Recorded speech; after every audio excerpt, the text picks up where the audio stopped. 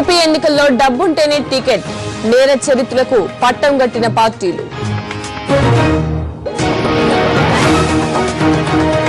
సీసీఎల్లో ఇరగదీసిన తెలుగుళ్లు, వెంకటేష్ సారథ్యంలో వారియర్స్ పై victory.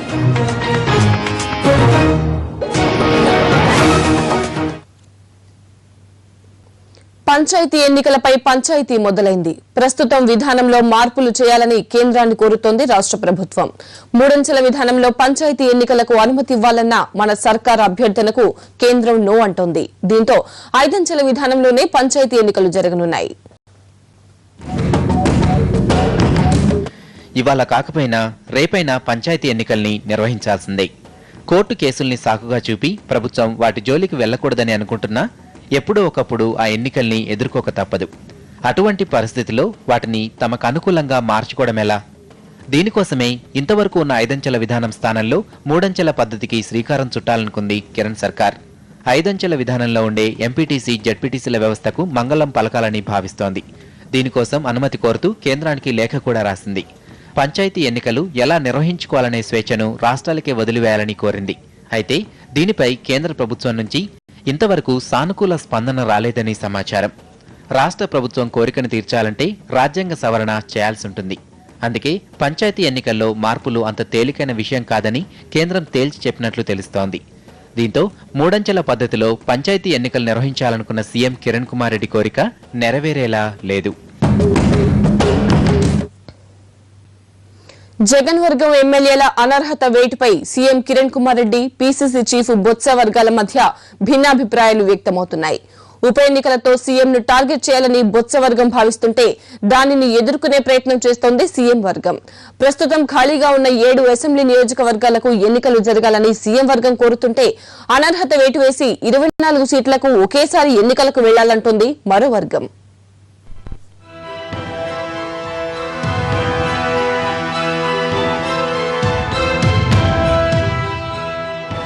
CM Kiran Kumar Reddy, Botsa Satyanarayana వర్గాల మధ్య అసెంబ్లీ ఉప ఎన్నికల పంచాయతీ మొదలైంది. ప్రస్తుతం ఖాళీ అయిన 7 సీట్లకే ఎన్నికలు జరపాలని సీఎం భావిస్తుంటే అవిశ్వాస తీర్మానానికి అనుకూలంగా ఓటు వేసిన 17 మంది జగన్ వర్గం ఎమ్మెల్యేలపై వెంటనే వేటు వేసి ఆ సీట్లను కలిపి ఒకేసారి ఎన్నికలకు వెళ్లాలంటోంది బొత్స వర్గం.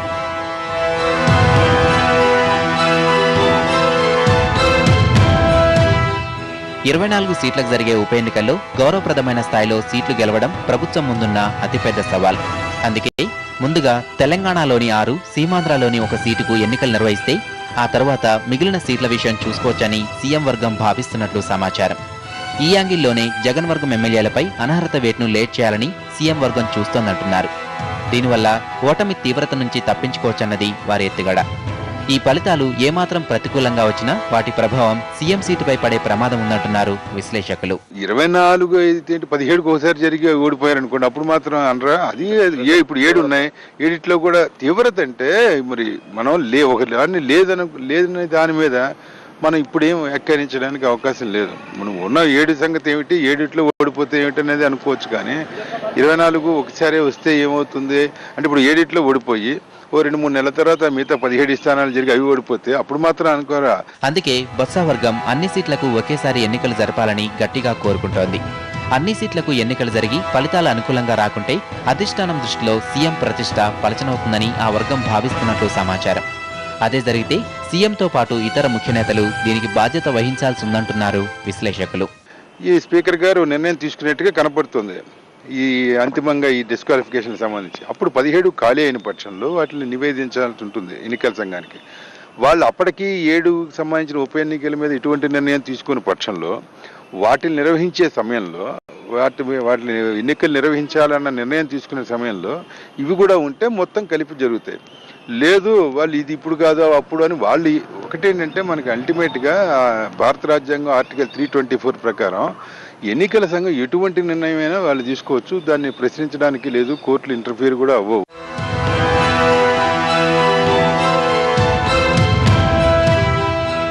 అనర్హత వేటు విషయంలో స్పీకర్ నాదెండ్ల మనోహర్ ఇంకా ఏ నిర్ణయమూ తీసుకోలేదు. ఈ విషయంపై ఈ నెల 30న సమావేశం నిర్వహిస్తున్నారు స్పీకర్. ఈ రోజు అవిశ్వాసానికి అనుకూలంగా ఓట్లు వేసిన ఎమ్మెల్యేలపై అనర్హత వేటు వేయాలని స్పీకర్ను కోరనుంది కాంగ్రెస్ శాసనసభాపక్షం. ఈ సమావేశం తర్వాతే వేటు లేట్ అవుతుందా లేదా అన్నది తేలనుంది. 17 మంది ఎమ్మెల్యేలపై అనర్హత వేటు వేస్తే ఇప్పటికే ఖాళీగా ఉన్న 7 సీట్లతో కలిపి మొత్తం 24 సీట్లకు ఒకేసారి ఉప ఎన్నికలు వస్తాయి. వేటు లేట్ అయితే రాజీనామాలు ఆమోదించిన 7 సీట్లకే ఉప ఎన్నికలు జరుగుతాయి. మంత్రుల్లో చాలా మంది 7 సీట్లకే ఎన్నికలు జరగాలని కోరుకుంటున్నారు. ఫలితాల ప్రభావం ఎటుపోయి ఎవరిపైన పడుతుందనే ఆందోళన వారిలో కనిపిస్తోంది. మద్యం సిండికేట్లపై ఏసీబీ దాడులతో వ్యాపారులు, అధికారుల గుండెల్లో రైళ్లు పరిగెడుతున్నాయి. మద్యం సిండికేట్లకు సహకరించిన పలువురు ఎక్సైజ్ అధికారులతో పాటు వ్యాపారులను ఏసీబీ అరెస్ట్ చేసింది. ఇప్పటికే 30 మందిని అరెస్ట్ చేసిన ఏసీబీ మరికొంతమందిని అరెస్ట్ చేసేందుకు రంగం సిద్ధం చేస్తోంది.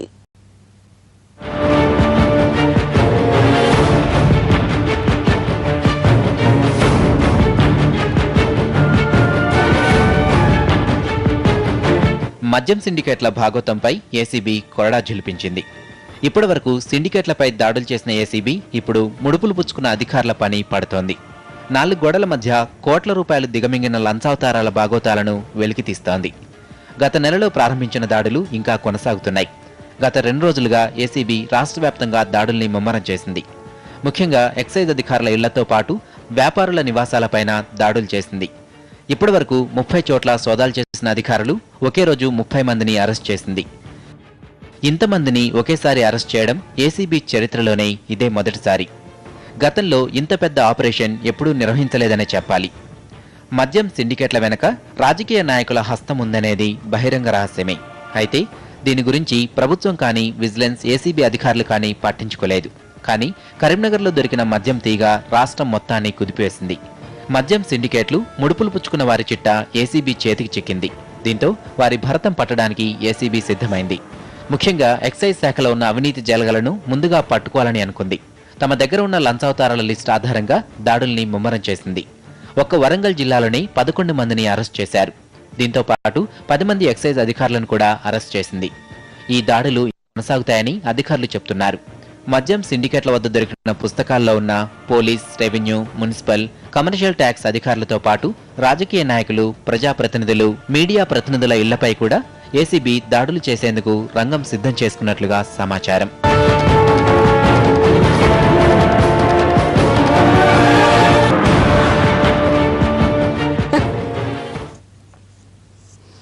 గాలి జనార్దన్ రెడ్డికి అక్రమంగా మైనింగ్ లీజులు కట్టబెట్టడంలో శ్రీలక్ష్మి కీలక పాత్ర పోషించినట్టు హోంమంత్రి సబితా సీబీఐకి ఇచ్చిన వాంగ్మూలంలో తెలిపారు. లీజుల వ్యవహారంలో తనపై తీవ్ర ఒత్తిడి తెచ్చినట్లు వివరించారామె. సీబీఐ దాఖలు చేసిన ఛార్జిషీట్లో సబితా వాంగ్మూలంలోని పలు విషయాలు వెలుగు చూశాయి. గాలికి చెందిన ఓఎంసీ కంపెనీకి గనుల లీజులను కట్టబెట్టడంలో శ్రీలక్ష్మి కీలక పాత్ర పోషించిందని సీబీఐకి ఇచ్చిన వాంగ్మూలంలో పేర్కొన్నారు హోంమంత్రి సబితా ఇంద్రారెడ్డి. అప్పటి గనుల శాఖ మంత్రిగా ఉన్న సబితా ఇంద్రారెడ్డి స్టేట్మెంట్ను సీబీఐ రికార్డ్ చేసింది. ఆమె ఇచ్చిన వాంగ్మూలాన్ని ఛార్జ్షీట్లో పొందుపరిచారు. సీబీఐకి ఇచ్చిన స్టేట్మెంట్లో శ్రీలక్ష్మికి సంబంధించిన పలు విషయాలను సబితా సీబీఐకి తెలిపారు. అంతర్గంగమ్మ కొండ మైనింగ్ లీజును గాలికి ఇవ్వడంలో శ్రీలక్ష్మి కీలకంగా వ్యవహరించిందని మంత్రి సబితా తెలిపారు. క్యాప్టివ్ మైనింగ్ అన్న పదం గురించి తనకు తెలియదని, ఈ పదం లేకుండానే జీవో జారీ చేశారని పేర్కొన్నారు. ఇదే ప్రాంతంలోని 25 హెక్టార్ల భూమిని గాలికి కేటాయించాలని శ్రీలక్ష్మి తనపై ఒత్తిడి తెచ్చినట్లు సీబీఐకి చెప్పారు సబితా. ఈ లీజు గురించి తనకు పలుమార్లు నోటిఫైల్స్ను శ్రీలక్ష్మి పంపించారని, ఈ మైనింగ్ లీజును ఏపీ ఎండీసీకి ఇవ్వాలని తను పదే పదే చెప్పారని, అయినా శ్రీలక్ష్మి తనపై ఒత్తిడి తెచ్చిందని సీబీఐకి ఇచ్చిన వాంగ్మూలంలో మంత్రి తెలిపారు. గాలికి మైనింగ్ లీజుల్ని కట్టబెట్టడంలో అప్పటి ముఖ్యమంత్రి వైఎస్ ఒత్తిడి ఉందో లేదో తనకు తెలియదని మంత్రి సబితా సీబీఐకి స్పష్టం చేశారు. శ్రీలక్ష్మికి అన్ని విషయాలు తెలిసే గాలికి మైనింగ్ లీజులు కట్టబెట్టారని సీబీఐకి ఇచ్చిన స్టేట్మెంట్లో సబితా పేర్కొన్నారు.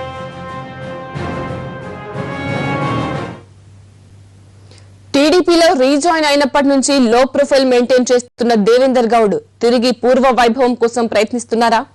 పార్టీలో ఇప్పటి వరకు అంటీ ముట్టనట్టుగా ఉంటున్న దేవేందర్ మళ్లీ పార్టీ కీలక వ్యక్తిగా మారబోతున్నారా? ఈ ప్రశ్నలకు నిజమేననే సమాధానం చెబుతున్నాయి టీడీపీ వర్గాలు. అయితే దేవేందర్ కు ప్రాధాన్యం ఇవ్వడంపై పార్టీలో అసంతృప్తి సెగలు రేగే సూచనలు కనిపిస్తున్నాయి. దేవేందర్ గౌడ్ ఈ పేరు టీడీపీలో ఒకప్పుడు బలమైన తారక మంత్రం, ప్రత్యేకించి తెలంగాణ రాజకీయాల్లో. ఆ ప్రాంత నేతలందరూ దేవేందర్నే తమ నాయకుడిగా భావించేవారు. కానీ తెలంగాణ అంశంపై టీడీపీతో విభేదించి సొంతంగా పార్టీ పెట్టుకుని అక్కడి నుంచి పీఆర్పీకి వెళ్లి ఆ తర్వాత తిరిగి సొంత గూటికి చేరుకున్నాక ఆయనకు పార్టీలో ప్రాధాన్యం తగ్గిపోయింది. పార్టీని విమర్శించి తిరిగి సొంత గూటికి చేరుకున్న వారికి ప్రాధాన్యమిచ్చి మొదటి నుంచి పార్టీకి అండగా ఉన్నవారిని అణగదొక్కుతున్నారనే విమర్శలు వస్తాయన్న భయంతో చంద్రబాబు కూడా ఇప్పటివరకు దేవేందర్కు అంతగా ప్రాధాన్యత ఉన్న స్థానాన్ని కట్టబెట్టలేదు. దీనికి తగ్గట్లుగానే దేవేందర్ కూడా సమయం కోసం వేచి చూస్తూ లో ప్రొఫైల్ మెయింటైన్ చేస్తున్నారు. ఈ క్రమంలో బీసీ సమస్యలపై అధ్యయనం చేసి ఆయా అంశాలపై పార్టీ ఎన్నికల మేనిఫెస్టోలో పొందుపరచాల్సిన అంశాలను, అలాగే బీసీ సమస్యలపై చేపట్టాల్సిన ఉద్యమాలకు సంబంధించిన బాధ్యతలను చంద్రబాబు దేవేందర్ గౌడ్కు అప్పజెప్పారు. ఈ నేపథ్యంలో బీసీ సాధికారిక సదస్సును నిర్వహించింది టీడీపీ. రాష్ట్ర వ్యాప్తంగా దాదాపు 100కు పైగా బీసీ కుల సంఘాలు ఈ సమావేశానికొచ్చాయి. ఇదంతా దేవేందర్ గౌడ్ కృషేననేది టీడీపీ భావన. ఈ నేపథ్యంలో తిరిగి దేవేందర్కు పార్టీలో ప్రాధాన్యం పెరిగే సూచనలు కనిపిస్తున్నాయి. ఇక తెలంగాణలో బీసీలను బేస్ చేసుకుని పార్టీని బలోపేతం చేసే దిశగా పార్టీ వ్యూహం రచిస్తున్న నేపథ్యంలో ఇకపై పార్టీలో తెలంగాణ రాజకీయాలు దేవేందర్ గౌడ్ చుట్టూ తిరిగే అవకాశాలు లేకపోలేదనే వాదన బలంగా వినిపిస్తోంది. పార్టీలో దేవేందర్కు నెమ్మదిగా ప్రాధాన్యత పెంచుతూ పోవాలని చంద్రబాబు ఆలోచిస్తుండగా దేవేందర్కు ప్రాధాన్యత ఇవ్వడంపై పార్టీలో అసంతృప్తి మొదలైనట్లుగా కనిపిస్తోంది. ఇప్పటికే బీసీ సదస్సులో ఆ తర్వాత జరిగిన కార్యక్రమాల్లో దేవేందర్కే ప్రాధాన్యం ఇవ్వడంపై అరవింద్ కుమార్ గౌడ్ తీవ్ర అసంతృప్తితో ఉన్నట్లు సమాచారం. దేవేందర్ గౌడ్ టీడీపీని వీడి వెళ్లినప్పుడు పార్టీకి అండగా నిలబడ్డానని, కానీ తనకు ఏమాత్రం ప్రాధాన్యం ఇవ్వకుండా దేవేందర్కే ప్రాధాన్యం ఇస్తున్నారని అరవింద్ రగిలిపోతున్నారు. ఇదే క్రమంలో ఇంకొందరు కూడా తమ అసంతృప్తిని సరైన సమయం చూసి బయటపెట్టేందుకు రెడీగా ఉన్నట్లు సమాచారం. ఎంఆర్ కేసులో సీబీఐ కొత్త ట్విస్టులు ఇస్తోంది. ఊహించని రీతిలో అరెస్టుల పర్వానికి తెరలేపుతోంది. నెక్స్ట్ వికెట్ ఎవరిది, అసలు సీబీఐ ప్లాన్ ఏంటి అనేది హాట్ టాపిక్ గా మారింది.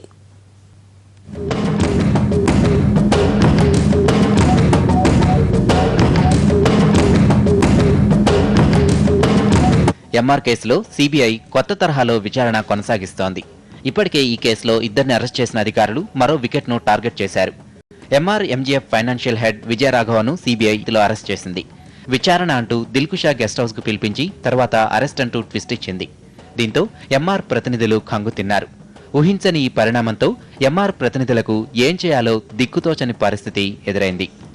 విజయరాఘవను సీబీఐ ఇప్పటికే పలుమార్లు ప్రశ్నించింది. ఎంఆర్లో ప్రభుత్వ వాటా తగిన సమయంలో రాఘవ సీఈఓగా పనిచేశారు. దీనికి తోడు ఎంఆర్లో విల్లాలను అమ్మినప్పుడు కూడా ఆయన అదే పోస్టులో ఉన్నారు. ప్రభుత్వంతో ఒప్పందం చేసుకునే విషయంలోనూ రాఘవ కీలక పాత్ర పోషించారు. ఎంఆర్ టౌన్షిప్ గోల్ఫ్ కోర్స్ ఏర్పాట్లలో కూడా రాఘవ సూత్రధారుడు. ఆయన నిర్ణయాల వల్ల ప్రభుత్వం వేల కోట్ల ఆదాయం కోల్పోయిందని, విల్లా అమ్మకాల్లోనూ అక్రమాలకు పాల్పడ్డారని సీబీఐ చెప్తోంది. ఎంఆర్లో విల్లాల కొనుగోలుదారుల నుంచి వసూలు చేసిన అధిక మొత్తం డబ్బులు కూడా ఇతర ఖాతాలకు బదిలీ చేసినట్లుగా సీబీఐ పేర్కొంది. ఎంఆర్ స్కామ్లో విజయరాఘవ కీలక నిందితుడని సీబీఐ కోర్టుకు తెలిపింది. ఎంఆర్ కేసులో ఛార్జ్షీట్ వేయడానికి సమయం దగ్గర పడుతోంది. దీంతో ఈ కేసులో ఉన్న నిందితుల్ని సీబీఐ ఒక్కొక్కరిగా అరెస్ట్ చేస్తోంది. అయితే ఈ కేసులో మరికొన్ని అరెస్టులు చేసే అవకాశం ఉంది. ఈ కేసులో A1గా సీనియర్ ఐఏఎస్ అధికారి బీపీ ఆచార్యను త్వరలోనే అరెస్ట్ చేసేందుకు సీబీఐ రంగం సిద్ధం చేస్తోంది. కేంద్రం అనుమతి కోసం సీబీఐ ఇప్పటికే లేఖ రాసినట్లు సమాచారం.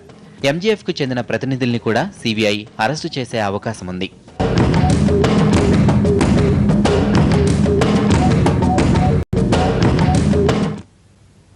గుంటూరు జిల్లాలో రంగ విగ్రహాల ధ్వంసం కలకలం రేపింది. అర్ధరాత్రి తెనాలిలో ఆచార్య ఎన్జీ రంగా, వంగవీటి మోహనరంగ విగ్రహాలను గుర్తు తెలియని వ్యక్తులు పడగొట్టారు. పరిస్థితి ఉద్రిక్తతకు దారితీసే ప్రమాదం ఉండడంతో పోలీసులు అప్రమత్తమయ్యారు. రాష్ట్ర వ్యాప్తంగా విగ్రహాల ధ్వంసం ప్రజలను భయభ్రాంతులకు గురిచేస్తోంది. తాజాగా గుంటూరు జిల్లాలో ఆచార్య ఎన్జీ రంగా విగ్రహం, వంగవీటి మోహన్ రంగా విగ్రహాలను దుండగులు ధ్వంసం చేయడంతో పెద్ద అలజడే రేగింది. సామాజిక వర్గ పెద్దలు, సంప్రదాయవాదులు శాంతి వహించడంతో పెద్ద గండమే తప్పింది. రాజకీయ చైతన్యానికి, కళలకు కాణాచిగా ఉన్న గుంటూరు జిల్లా తెనాలి ఒక్కసారిగా ఆందోళనకు కేంద్రమైంది. అర్ధరాత్రి మహానేతల విగ్రహాల్ని దుండగులు ధ్వంసం చేస్తే ఉలిక్కి పడింది. రైతు బాంధవుడిగా పేరున్న ఆచార్య ఎన్జీ రంగాతో పాటు బెజవాడ మాజీ ఎమ్మెల్యే వంగవీటి మోహన్ రంగా విగ్రహాలను రాళ్లతో కొట్టి ధ్వంసం చేశారు దుండగులు.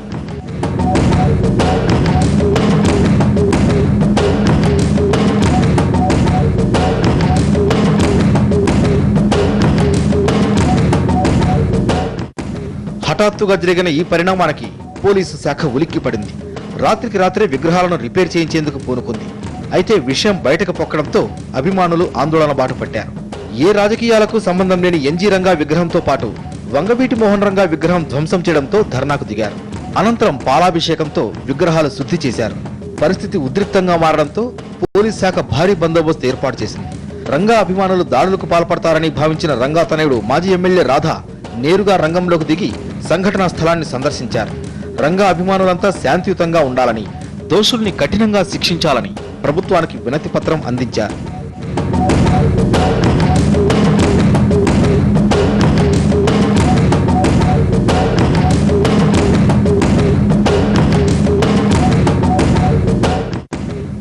విగ్రహ ధ్వంసం విషయం తెలుసుకున్న పలువురు ప్రముఖులు సంఘటనా స్థలానికి చేరుకుని నిందితుల్ని కఠినంగా శిక్షించాలని కోరారు.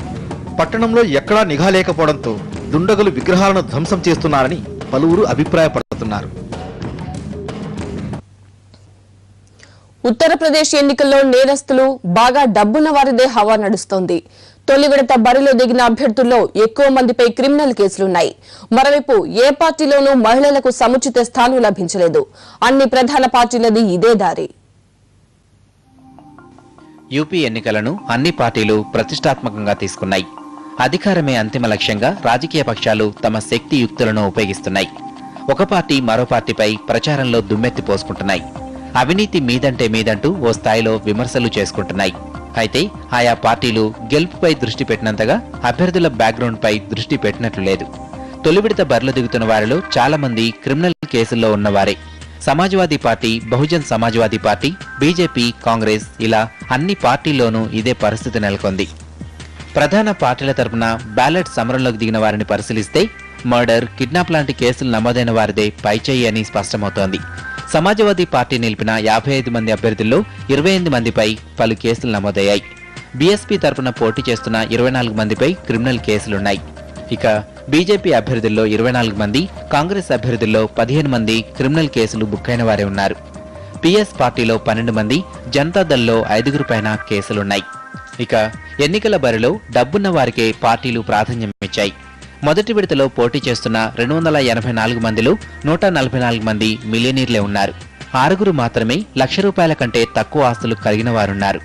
10 మంది అభ్యర్థులు 80 లక్షల రూపాయలకు పైగా విలువ చేసే ఆస్తులున్నట్లు పేర్కొన్నారు. విద్యావంతుల విషయానికొస్తే 57% మంది అభ్యర్థులు ఉన్నత చదువులు చదివిన వారున్నారు. 284 మంది క్యాండిడేట్లలో 163 మంది గ్రాడ్యుయేషన్ ఆపై చదువులు చదివారు. అయితే మహిళా అభ్యర్థుల శాతం మాత్రం దారుణంగా ఉంది. కేవలం 7% మంది మహిళలకు మాత్రమే సీట్లిచ్చాయి పార్టీలు. బీఎస్పీ 5, బీజేపీ 6, కాంగ్రెస్, ఎస్పీ 4 చొప్పున మహిళలకు అవకాశమిచ్చాయి. మహిళలకు సమాన అవకాశమిస్తామని ఊదరగొట్టిన పార్టీలు వారికి మొండిచేయ చూపాయి. ఇంతకీ పంజాబ్, ఉత్తరాఖండ్లో ఎవరెవరు పీఠమెక్కనున్నారు? హస్తవాసి ఎలా ఉంది? కమలం వికసిస్తుందా? మరో థర్డ్ ఫ్రంట్ సత్తా చాటుతుందా? స్థానిక పార్టీల పరిస్థితి ఏమిటి? ఇలాంటి ఆసక్తికరమైన విషయాలపై నిల్సన్ ఒపీనియన్ పోల్ జరిగింది. వాటిలో ఏం వెల్లడైందో ఒకసారి చూద్దాం. అసెంబ్లీ ఎన్నికలు జరగబోతున్న పంజాబ్, ఉత్తరాఖండ్లలో కాంగ్రెస్, భారతీయ జనతా పార్టీ చెరొక రాష్ట్రాన్ని కైవసం చేసుకోవచ్చని స్టార్ న్యూస్ నిల్సన్ ఒపీనియన్ పోల్లో వెల్లడైంది. ప్రస్తుతం పంజాబ్లో అకాలీదళ్ బీజేపీ కూటమి అధికారంలో ఉంది. ఉత్తరాఖండ్ను బీజేపీ పాలిస్తోంది. ఈ 2 రాష్ట్రాల్లో పంజాబ్లో అకాలీదళ్ బీజేపీ నుంచి కాంగ్రెస్ అధికారాన్ని కైవసం చేసుకోవచ్చని, అలాగే ఉత్తరాఖండ్లో బీజేపీ అధికారాన్ని నిలబెట్టుకుంటుందని ఒపీనియన్ పోల్స్ చెబుతున్నాయి.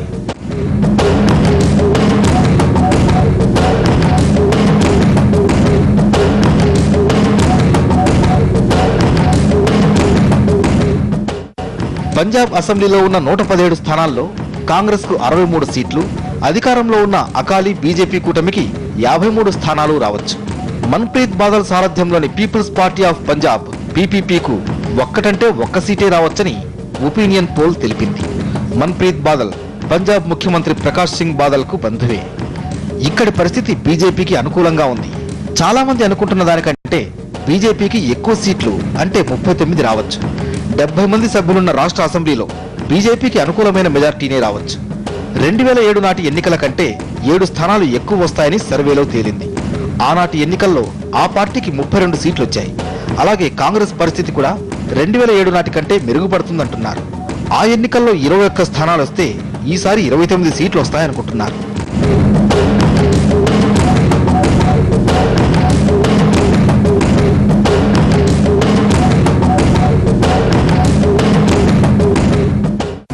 అయితే ఇది కూడా లక్ష్యానికంటే తక్కువే అని చెప్పాలి. సర్వేలో వచ్చిన ఫలితాలను కనుక విశ్వసిస్తే ఈ రెండు రాష్ట్రాలు మాయావతి నేతృత్వంలోని బహుజన్ సమాజ్ పార్టీ బీఎస్పీకి నిరాశే కలిగించవచ్చు. ఉత్తరాఖండ్లో బీఎస్పీకి 2007 ఎన్నికల్లో 8 స్థానాలు మాత్రమే వచ్చాయి. ఈసారి ఆ సంఖ్య తగ్గి పార్టీ బలం 2 స్థానాలకే కుంచుకుపోవచ్చు. ఇక పంజాబ్లో మాయావతి ఎంత తీవ్రంగా ప్రయత్నించినా బీఎస్పీ ఖాతా తెరవడం అసాధ్యమనే స్టార్ న్యూస్ నీల్సన్ ఒపీనియన్ పోల్లో తెలిసింది. ఓట్ల శాతం విషయానికొస్తే రెండు రాష్ట్రాల్లోనూ ప్రధాన పార్టీలకు పడే ఓట్లలో ఆట్టే తేడా ఉండకపోవచ్చు. అవి ఒకదానికొకటి పోటీ పడవచ్చు. పంజాబ్లో బీజేపీకి 40% ఓట్లొస్తే ప్రధాన ప్రత్యర్థి పార్టీ కాంగ్రెస్ కు 39% వాటా లభించవచ్చు.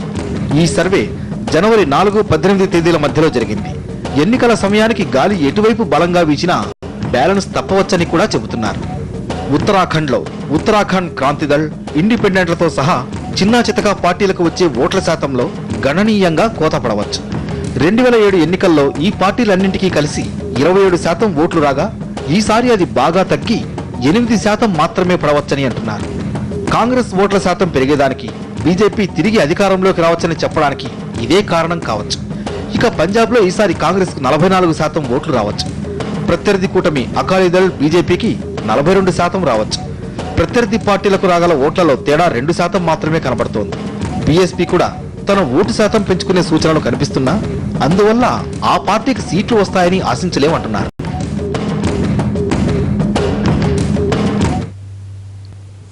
పిల్లలకు ఇంగ్లీష్ బాగా రావాలంటే మనం ఏం చేస్తాం? ఇంగ్లీష్ పదాలను పదే పదే పలికిస్తాం. స్పెల్లింగ్లను బట్టి పట్టిస్తాం. పదాలకు అర్థాలు విడమర్చి చెబుతాం. అప్పటికి వంటబట్టని వాళ్లుంటే వీళ్ళింతే మట్టి బుర్రలు అని గొణుక్కొని వదిలేస్తాం. కానీ న్యూజిలాండ్ లో మాత్రం అలా కాదు. పిల్లలకు ఇంగ్లీష్ బాగా అర్థమవడానికి సంస్కృతం బోధిస్తున్నారు. సంస్కృతానికి ఇంగ్లీష్ కు ఉన్న లింక్ ఏంటో మీరే చూడండి.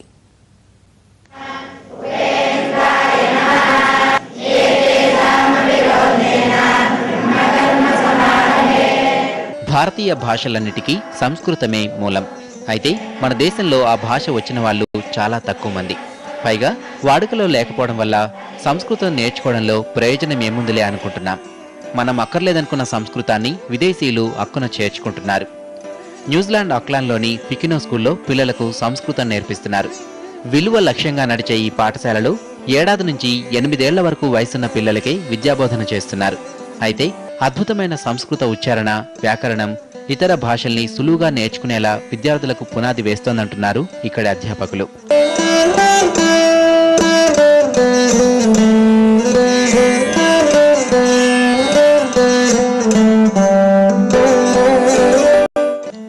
శాస్త్రీయ భాషలైన లాటిన్, గ్రీక్, ఫ్రెంచ్, జర్మన్లకు సంస్కృతం చాలా దగ్గరగా ఉంటుందని అంటున్నారు ఈ స్కూల్ ప్రిన్సిపల్ పీటర్ క్రాంప్టన్. సంస్కృతం అనేది మెదడుకు మేత, ఆత్మకు ఆహారం. సంస్కృతం సరిగ్గా నేర్చుకుంటే అది పిల్లలు ఇంగ్లీష్ను సులువుగా అర్థం చేసుకోవడానికి రోడ్ మ్యాప్లా ఉపయోగపడుతుందంటున్నారు ఆయన. ఓవైపు పరాయి దేశాల్లో సంస్కృతానికి ఆదరణ లభిస్తుంటే సంస్కృతానికి పుట్టినిల్లైన మన దేశంలో దాన్ని నిర్లక్ష్యం చేయడం పైన విమర్శలు వినిపిస్తున్నాయి. సంస్కృతాన్ని ఒక్క హిందూ సంస్కృతికి సంబంధించిన భాషగా చూడకూడదంటున్నారు పికినో స్కూల్లో సంస్కృతం బోధించే భారత సంతతికి చెందిన రాజన్ జైద్. మన వేదాలతో పాటు బౌద్ధ, జైన మతాలకు సంబంధించిన అనేక విషయాలు సంస్కృతంలోనే లిఖించబడ్డాయంటున్నారాయన. సంస్కృతాన్ని దేవతల భాషగా అభివర్ణించిన రాజన్ సంస్కృతంలో ఉన్న ఋగ్వేదం మనుషులకు సంబంధించి అతి పురాతన రాత ప్రతి అని గుర్తు చేస్తున్నారు. సంస్కృతం నేర్చుకోకుండా ఏ మనిషి విద్యాభ్యాసం పూర్తి కాదని గాంధీజీ అంటే ప్రపంచంలోనే గొప్ప భాష సంస్కృతమని కీర్తించాడు Germany philologist Mac Muller.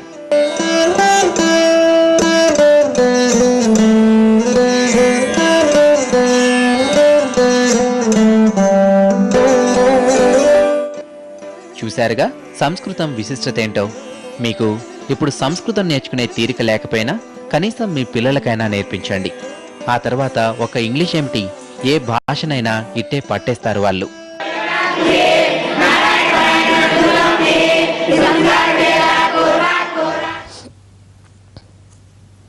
CCL 2లో తెలుగు వారియర్స్ మరోసారి దుమ్మురేపారు. 9 వికెట్ల తేడాతో కేరళ స్ట్రైకర్స్ పై తిరుగులేని విజయం సాధించారు. ఈ గెలుపుతో టాలీవుడ్ టీం 5 పాయింట్లతో అగ్రస్థానంలో కొనసాగుతోంది.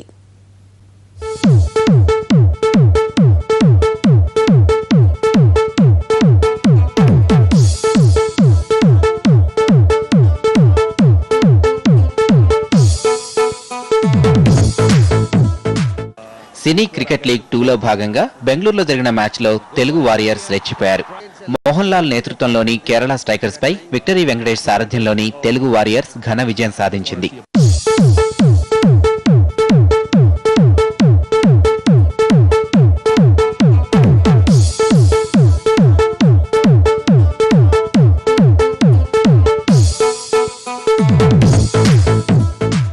మొదట బ్యాటింగ్ దిగిన స్ట్రైకర్స్ టీం 20 ఓవర్లలో 9 వికెట్లు కోల్పోయి 94 పరుగులు చేసింది. 95 పరుగుల లక్ష్యంతో బ్యాటింగ్ దిగిన వారియర్స్ 1 వికెట్ నష్టానికి 98 పరుగులు సాధించారు. ఆదర్శ్ 52 పరుగులు, తరుణ్ 27 పరుగులతో నాటౌట్గా నిలిచారు. 9 వికెట్ల తేడాతో స్ట్రైకర్స్ పై తిరుగులేని విక్టరీ సాధించారు వారియర్స్.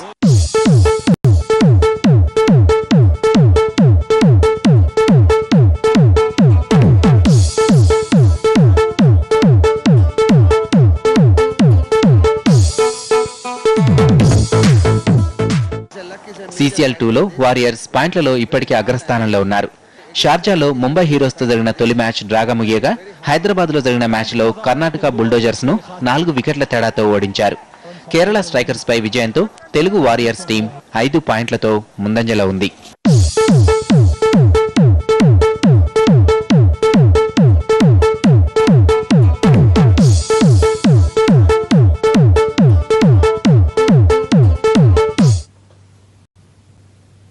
బాలీవుడ్ లో ఖాకీ డ్రెస్ పై ఖాన్ల త్రయం కొనసాగుతోంది. షారుఖ్ ఖాన్ కూడా పోలీస్ క్యారెక్టర్ పై మోజు పెంచుకుంటున్నాడు. ఇప్పటికే అమీర్, సల్మాన్ పోలీస్ డ్రెస్ తో బాక్సాఫీస్ ను షేక్ చేయడంతో మూడో ఖాన్ కూడా ఖాకీ డ్రెస్ పై మూడొచ్చింది. అసలు షారుఖ్ చేస్తున్న ఆ ఖాకీ సినిమా ఏంటో చూడండి.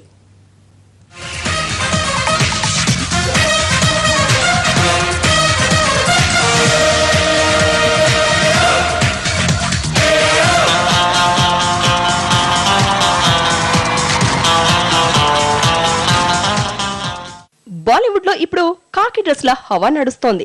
పోలీస్ డ్రెస్ అంటే చాలు ముందుగా గుర్తుకొచ్చేది సల్మాన్ ఖాన్. వాంటెడ్ మూవీలో వేసుకున్న పోలీస్ డ్రెస్ ని ఇప్పుడప్పుడే వదిలేలా కనిపించడం లేదు ఈ కండల వీరుడు. వాంటెడ్ సూపర్ హిట్ కావడంతో దబాంగ్ లోనూ పోలీస్ గెటపే వేశాడు సల్లు. ఇక వీటికి సీక్వెల్ గా వస్తున్న వాంటెడ్ 2 దబాంగ్ 2లో కూడా పోలీస్ గానే కనిపించనున్నాడు సల్మాన్. అలాగే దూకుడును హిందీలో రీమేక్ చేస్తే అందులో కూడా పోలీస్ గెటప్ లోనే కనిపిస్తాడా సల్మాన్? ఇలా పోలీస్ డ్రెస్ వేసుకోవడంలో నెంబర్ 1 గా ఉన్నాడు సల్మాన్ ఖాన్.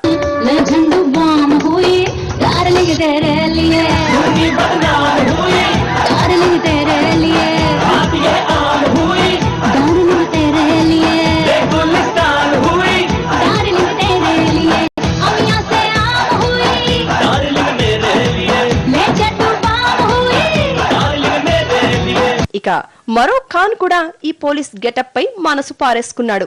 అతనే మిస్టర్ పర్ఫెక్షనిస్ట్ అమీర్ ఖాన్. అప్పుడెప్పుడో ఈ ఖాన్ సర్పరోష్ మూవీలో పోలీస్ గెటప్ లో కనిపించాడు. ఆ మూవీ మంచి హిట్ ని అందించింది. చాలా కాలం తర్వాత పోలీస్ డ్రెస్ వేసుకోవాలి అనుకున్నాడు. Aamir Khan upcoming movie Talaash. ఇందులో పోలీస్ క్యారెక్టర్ లో కనిపిస్తున్నాడు.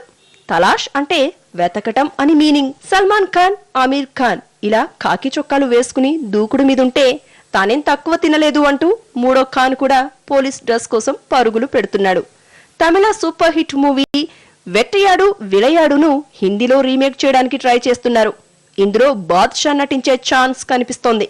అంతేకాదు ఈ రీమేక్ లో షారుఖ్ ను రికమెండ్ చేసింది స్వయంగా లోకనాయకుడు కమల్ హాసనే. 2006లో వచ్చిన ఈ మూవీ తమిళంలో హిట్ గా నిలిచింది.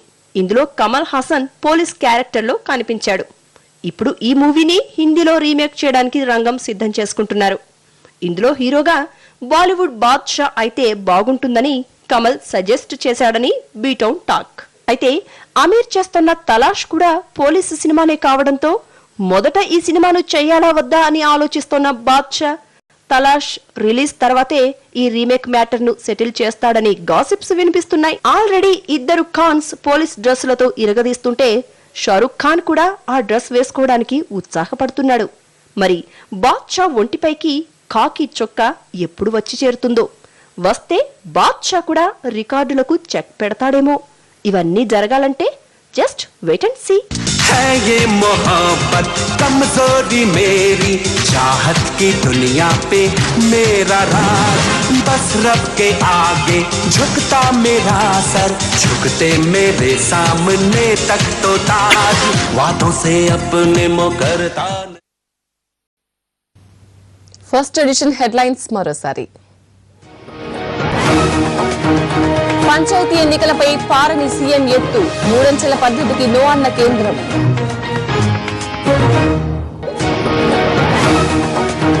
టీడీపీలో దేవేందర్ గౌడ్ కు మళ్లీ మంచి రోజులు, బీసీ సాధికార సదస్సులతో దూకుడు పెంచే ఛాన్స్.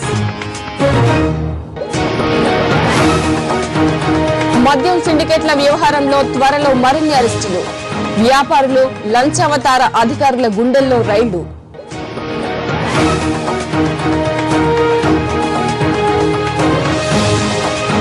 యూపీ ఎన్నికల్లో డబ్బుంటేనే టికెట్, నేర చరిత్రలకు పట్టం కొట్టిన పార్టీలు. సీసీఎల్లో ఇరగదీసిన తెలుగోళ్లు, వెంకటేష్ సారథ్యంలో వారియర్స్ పై విక్టరీ.